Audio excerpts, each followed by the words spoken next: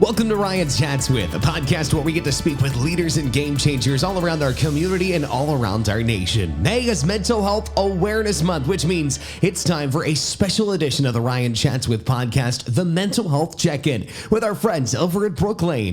Well, what's going on, guys? It's Ryan Smetzer, and welcome to episode 2 of the Mental Health Check-In, our special edition of the Ryan Chats With podcast, where we get to sit down with our friends from Brook to go over some topics regarding mental health and equip you with the proper resources and have the comfortable and great conversations about mental health. This week, we're excited because we get to actually talk about mental health as a whole, how the pandemic has affected it, and how we can take care of ourselves now and moving forward into the next few seasons post-pandemic. And I've got the honor to bring on with me Rena Arnold from Brook. Rena, how are you today?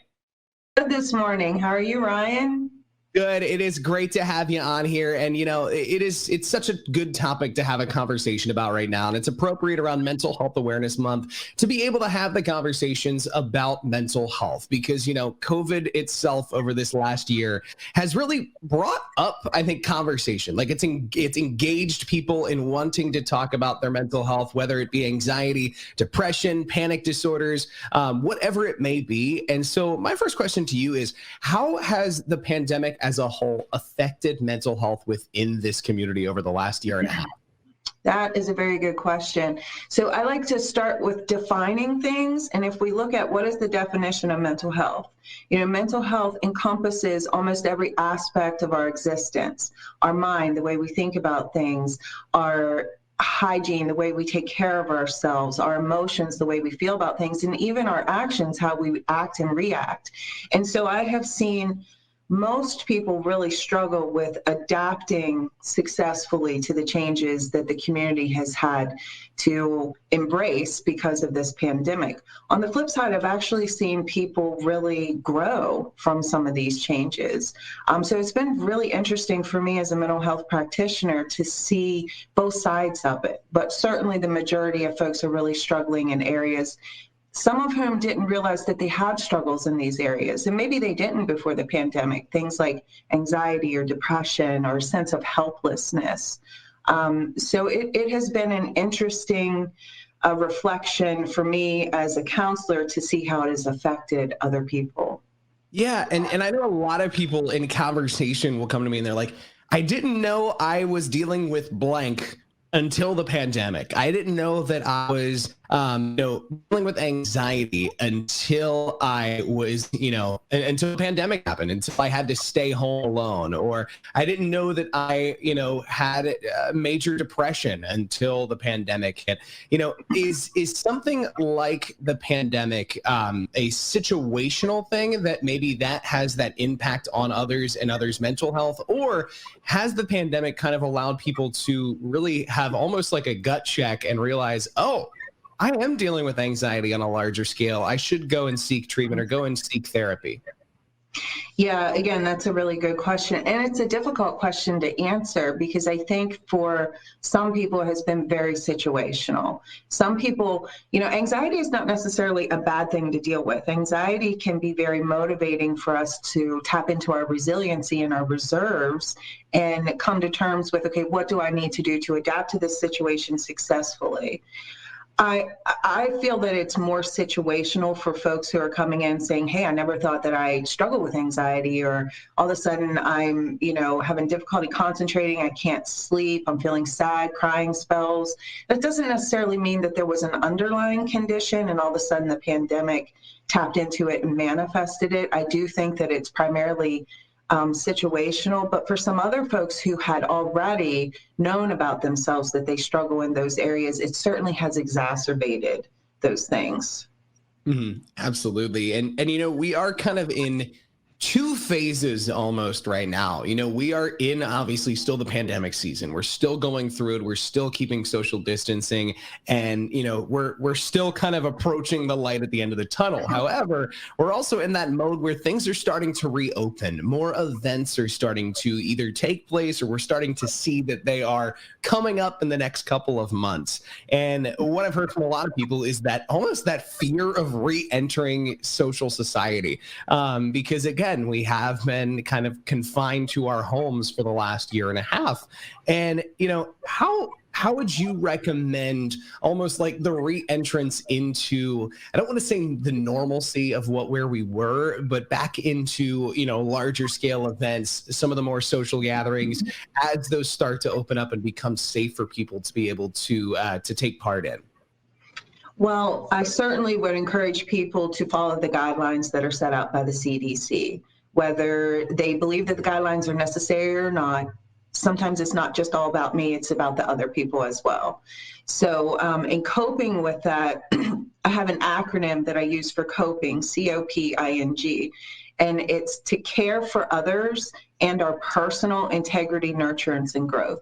So as we are having the opportunity to have more freedoms, get out more socially, for those of us who are not necessarily worried about that, to still be cautious and conscious of what those CDC guidelines are.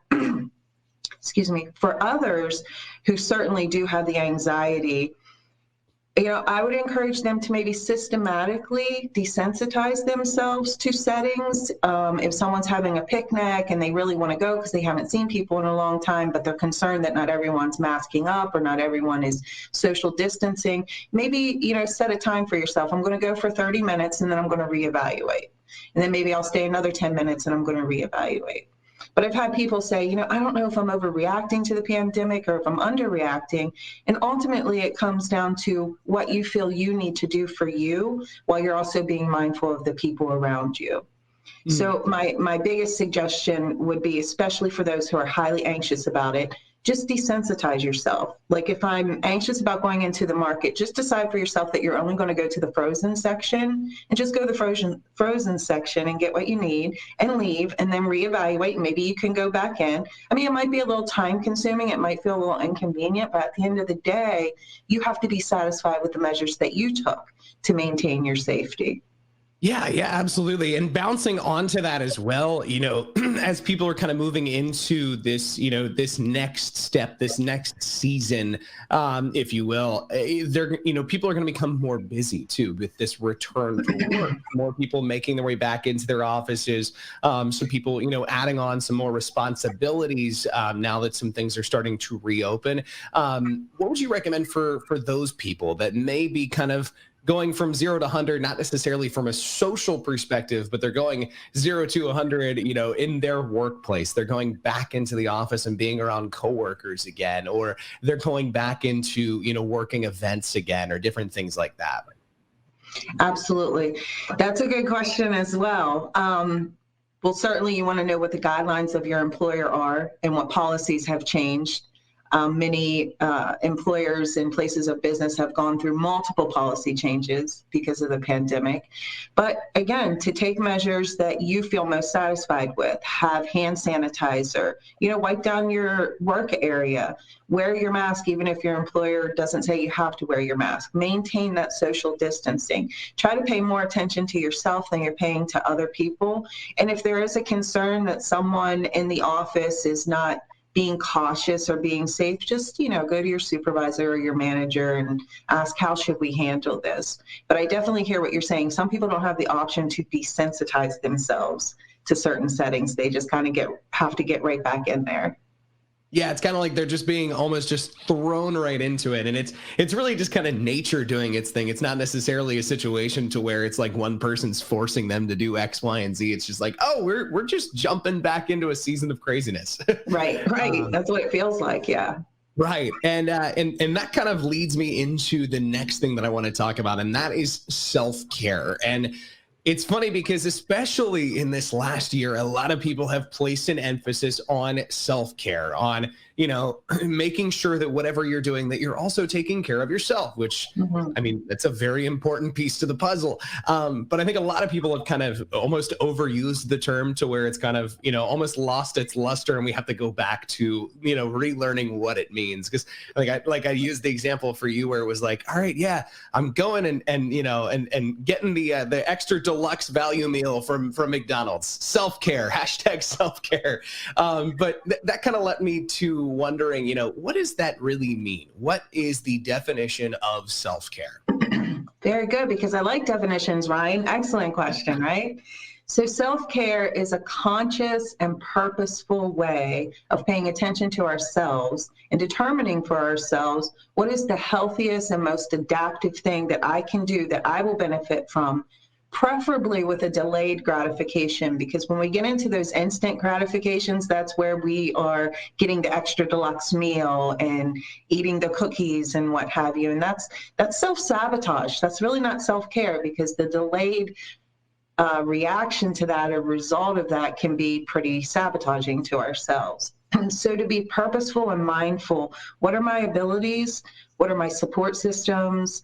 What are my beliefs? What are my resources, so that I can effectively maintain certain pillars of self-care, which include my physical body, my emotional well-being, my hygiene, health literacy, even just exposing myself to one form of information, because these days there's so much information out there. And I've seen a lot of panic and anxiety in people because they're watching Fox News and they're watching CNN and then they're reading the CDC and they're getting mixed messages. So it's about being mindful, and it's about recognizing what I'm capable of doing and then making that healthy choice.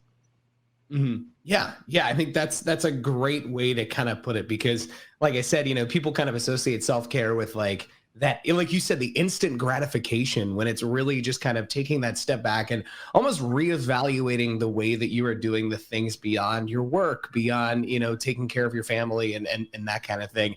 And, are there different tactics as far as self-care with in connection with different scenarios? So say somebody is working through anxiety or depression or any, are there different self-care tactics for different mental health scenarios? There are self-care tactics that work more specifically for specific mental health scenarios. And then there's this carryover, this enmeshment, where cleansing breaths can be very helpful for someone who's experiencing anxiety, but it can also be helpful for someone who is experiencing depression, to just kind of reset, to kind of ground themselves. So a cleansing breath is nothing more than breathing through my nose, holding it for a moment, and then out my mouth. When we breathe through our nose, our lungs actually get more oxygenated air than when we breathe through our mouth. We can even visualize while we're doing that. One of the things I'll do is I'll breathe through my nose and I'll visualize taking strokes like I'm swimming, and I let my breath out slowly with every stroke that I take. So something like that, to just kind of reset our body, can be a coping skill as well as a self-care skill.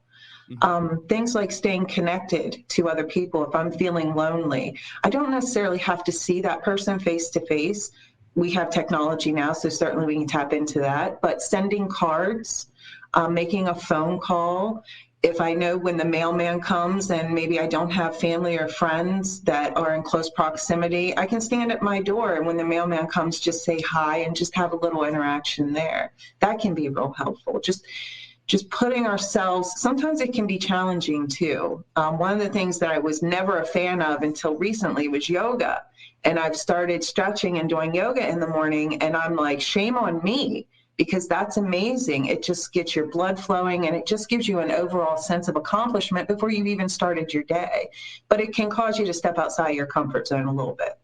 Mm-hmm. Yeah, absolutely. Actually, I had a friend of mine talk to me about that with yoga and some different yoga events that she was doing. She was like, you should jump in on that. Like, that'd be great as a good stress reliever in a busy time. And it's more so just like, jumping out of that comfort zone. Because for me, I hear yoga and I'm like, I did that a little bit in high school, but beyond that, I don't really know much about it. So yeah, I've really appreciated it. And now it's a suggestion that I will make to folks. Yeah, absolutely. And beyond kind of, yoga and some of those other elements, what are some other recommendations that you would make for self-care while we're at home?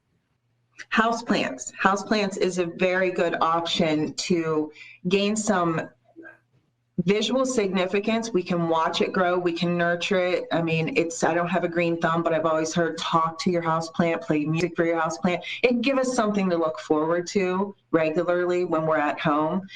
Another creative idea is move your furniture around, switch up your living room the way that it looks. If you really want to go that extra mile, maybe paint your walls, put different color on the walls. If you're going to be in your house, you can switch up your environment a little bit.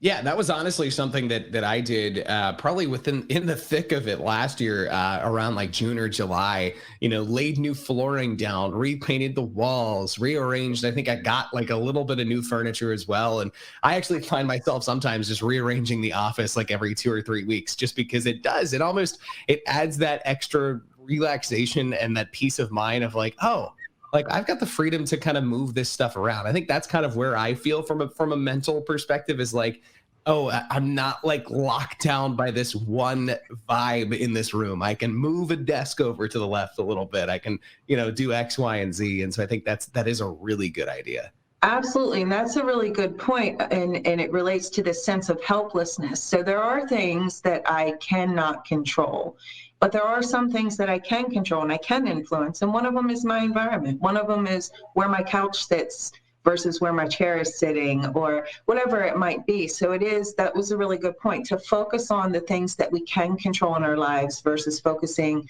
on catastrophizing things and that are beyond our control. Yeah, that's amazing. And I know a lot of people have started to kind of dive into the use of like mobile apps for things like prayer and meditation. Would you recommend those kinds of things for self-care? I would, though I don't have any of those mobile apps myself. I don't use them myself. But I've had some teenagers tell me that there is a Calm app, CALM, that they will utilize at different times, and it walks them through meditations and mindfulness. I'm glad that you mentioned prayer, because one of the things in acceptance and commitment therapy, which is, we've got to have psychological flexibility. We're not going to benefit from staying rigid in the way we think about things. That's going to pull us into some cognitive errors like catastrophizing. That's just going to increase our anxiety and stress. So tapping into your belief system. I'm a Christian-based counselor, so I have a lot of clients who come to me specifically. They feel that their Christianity is a compass for their lifestyle. And so we oftentimes will utilize scripture to meditate on and utilize prayer in an effort to feel empowered that things will change. We're not stuck in this place. And, the universe is watching over us. That's amazing. Rena, thank you so much for your abundance of resources. You make us better as a community. And so just thank you so much for all that you do. Thank you, Ryan. Thanks again for listening, guys. If you want any resources on any of the topics discussed during our mental health check-in series, be sure to visit our station websites or brooklane.org.